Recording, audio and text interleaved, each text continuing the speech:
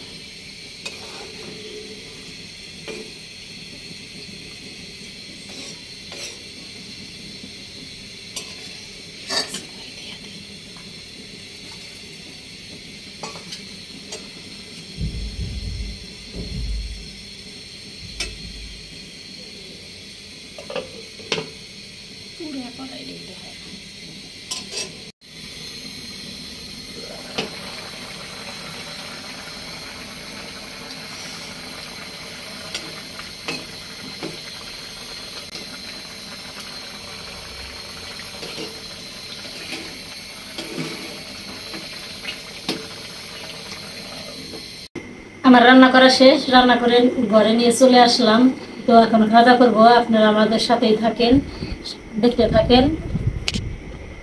তো আজকে খাবো মাছের মাথা, বেগুন, আলু আর জাটকা মাছ। দেখেন মাছের মাথাটা আমি নিয়ে নিলাম।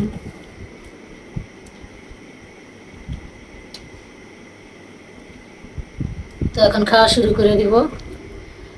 ভাত তরকারি একসাথে বেড়ে নিয়ে নিলাম, গরম ভাত গরম তরকারি।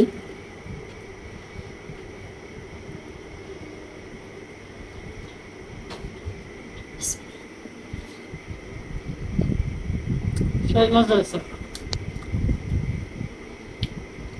জাটকা মাছ অতটাও না, ইলিশের মতোই প্রায় গ্রান, অনেকটাই মজা লাগে। আমার মতো কে কে জাটকা মাছ আলু বেগুন দিয়ে রান্না করে খান, অবশ্যই কমেন্ট করবেন।